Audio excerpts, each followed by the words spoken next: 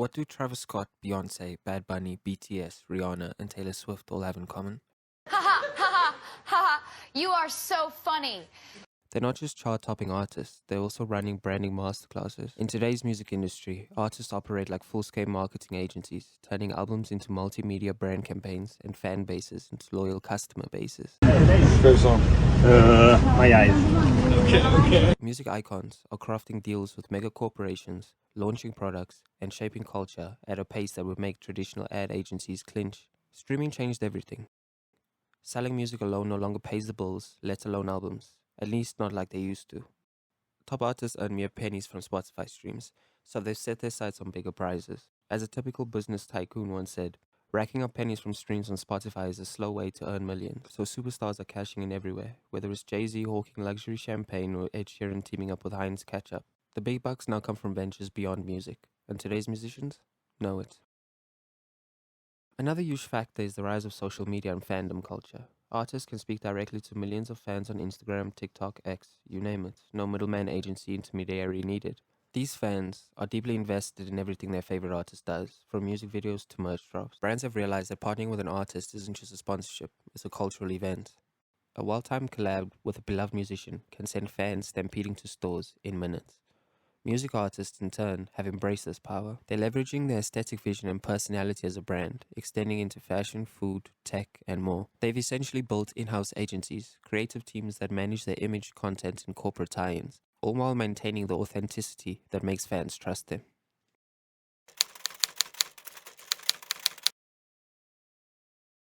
Travis Scott blurred the line between artist and marketer when he partnered with McDonald's in 2020, dropping a limited edition Travis Scott meal that caused frenzy among fans. In a campaign that felt as much like a streetwear drop as a fast food promo, Travis brought his personal brand of Cactus Jack into the Golden Arches. The result? Corporate and cultural fireworks. McDonald's plastered his favorite order on menus nationwide, and fans mobbed restaurants for a taste. It was the first time since 1992 that McDonald's named a menu after a celeb, and it paid off big. Travis's McDonald's deal earned him an estimated $20 million in a matter of weeks. According to Forbes, around $5 million came from the endorsement fee, and an estimated mind-boggling $15 million came from co-branded merchandise that flew off the virtual shelves. We're talking McNugget-shaped body pillows and shirts mixing McDonald's iconic imagery with iconic Cactus Jack style. Crucially, Travis approached the collab like a creative director. His teams didn't just lend his name, they designed custom McDonald's crew uniforms and merch to add to the hype. He even pushed ideas that McDonald's initially laughed at, i.e. selling that wild merch line, until the corporate execs saw the vision and greenlit it. The light's green! Go! The campaign's success proved that Travis understood marketing savvy as much as music. McDonald's US marketing VP flaunted the demand this partnership created, noting they were thrilled at how it drove hungry fans to stores. In other words, Travis Scott didn't just do an ad, he orchestrated a cultural movement. And again, Travis made waves in sneaker culture with his Nike Jordan collaborations that sell out in minutes. And he even performed as a giant digital avatar in Fortnite, attracting 27.7 million viewers to an in-game concert event. That show wasn't just a cool performance. It was basically a sponsored event with tie-in Travis Scott skins and branding in the game, demonstrating how an artist can turn an event into a marketing platform for themselves and a partner. From fast food to video games, Travis Scott operates like a one-man marketing agency, developing concepts, shaping the visuals, and leveraging FOMO and hype to drive massive engagement.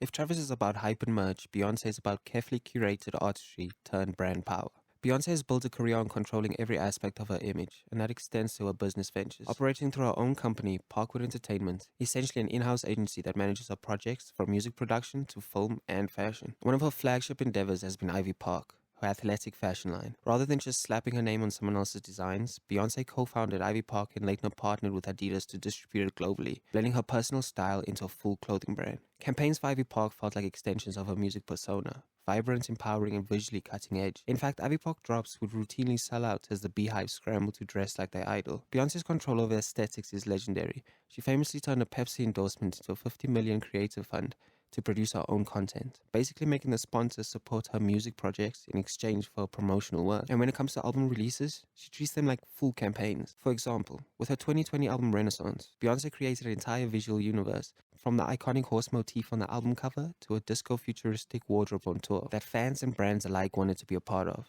She even partnered with Tiffany & Co. in a high-profile campaign, appearing dripping in diamonds as the face of Tiffany. In that partnership, not only did she lend her star power, but she incorporated Tiffany's jewelry into her own music visuals, creating a cross-pollination of art and advertisement. Most tellingly, when Beyoncé wasn't satisfied with one partnership, she moved to the next creative opportunity. In 2023, after ending her Ivy Park deal with Adidas, she co-signed a haute couture collection with Balmain, inspired by Renaissance. Each look in the Renaissance couture line corresponded to a song from her album. This isn't just merch, it was high art meets commerce. Vogue notes that Beyoncé and Balmain worked in tandem, melding their design genius with her album's themes to create 16 outfits that fans saw as wearable extensions of her music.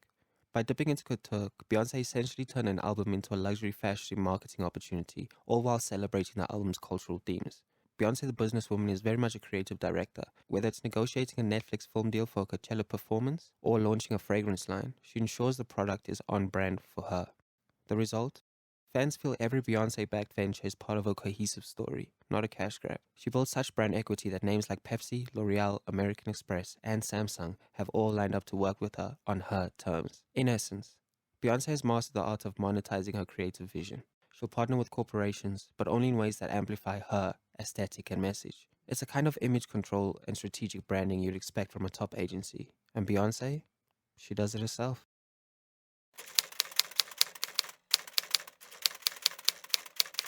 No discussion of artist brands is complete without Rihanna, who arguably set the template for turning music fame into a business empire. Rihanna hasn't released an album since 2016, yet she's remained omnipresent in pop culture, largely because of her ventures in beauty and fashion. She transformed herself into a powerhouse CVO with Fenty Beauty and Savage X Fenty. These aren't merely celebrity product lines, they're industry-disrupting brands built on Rihanna's persona and values. When Rihanna launched Fenty Beauty in 2017, her goal was to offer makeup for all skin tones, an inclusive approach that was lacking in the cosmetic world. Her personal ethos of diversity and bold style became Fenty Beauty's brand DNA. The payoff was enormous. By 2020, Fenty Beauty pulled in over $550 million in annual revenue, and it doubled its revenue in 2022 thanks to expansion and viral product launches. In fact, Rihanna's stake in Fenty Beauty made her the wealthiest female musician in the world, estimated $1.4 billion net worth as of 2025. The vast majority of that wealth isn't from record sales, it's from her owning and marketing her brand. The Savage X Fenty lingerie line, for example, isn't just about underwear, it's about confidence and inclusivity, featuring models of all shapes and sizes and genders in its flashy fashion shows. The annual Savage X Fenty show has essentially replaced the Victoria's Secret show by infusing music performances and choreography, all created by Rihanna, making it part concert, part advertisement. She effectively turned marketing into entertainment, and that fans eagerly anticipate. Even Rihanna's music appearances serve her brand. Take the 2023 Super Bowl halftime show.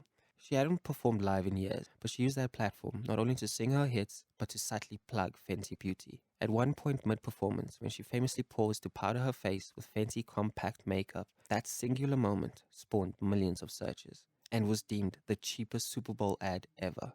Talk about savvy. Rihanna turned a free halftime gig into a commercial for her own company in front of 100 million viewers. Fans don't just want the music, they want the makeup Rihanna wears, the lingerie she designs, and the style she embodies. In doing so, she became as much of an entrepreneur as a singer. As a testament to this new reality, in 2021, Rihanna officially reached billionaire status, largely due to Fenty Beauty's success. Music was the launchpad, but branding savvy took it to the stratosphere. Okay. From this breakdown, a clear picture emerges. Today's artists are multi-dimensional enterprises unto themselves. They're not just making jingles for someone else's ad campaigns. They're architecting entire campaigns. In many cases, they have teams that function like an agency, or literally are the agency. Beyoncé has Parkwood Entertainment. BTS has its label Hype, which has a whole department for brand partnership that crafts and tailors content featuring the group. And what's the reason these brands keep coming back? Well, an artist brings something a traditional agency can't buy: organic cultural influence. When Travis Scott releases a new sneaker, it's not just a shoe launch, it's a trending topic, a TikTok unboxing fest, a resale market frenzy. The return on investment for companies is huge. 98 million in extra McDonald sales from the BTS meal in a matter of weeks, or Adidas enjoying a youth cachet thanks to Bad Bunny's designs. Instead of spending months testing ads to see what resonates, brands tap into an artist's built-in audience and aesthetic, which comes pre-validated by years of fan devotion. For the artists, becoming their own marketing agency means creative control and a diverse income. They aren't at the mercy of label album cycles for revenue. They can drop a fashion line or do a brand deal in between albums and keep the cash flow rolling. It also future-proofs their career. Trends in music shift quickly, but if you've got a half a dozen business ventures going, I think you'll be okay.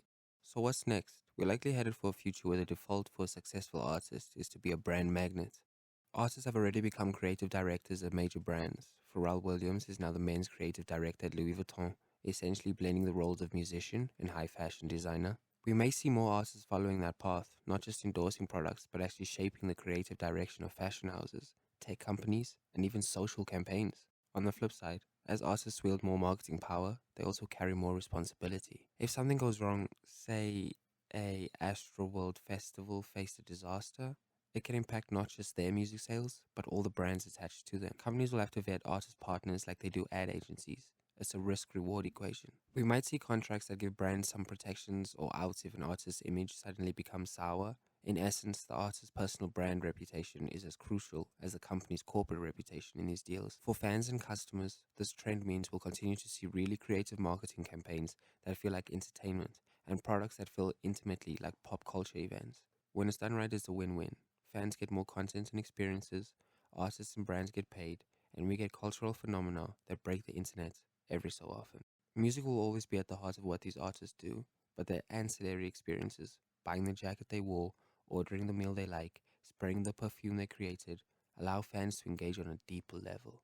And yes, now and then, spend some more money. The age of artist entrepreneur is here. It's about influence, identity, and innovation in all areas of commerce and culture. They're the new agencies, the new moguls, orchestrating the ads we watch, the clothes we wear, the food we eat, and even the causes we care about. In the symphony of marketing and music, these artists aren't just playing along, they're conducting, and the world is eagerly dancing to their beat.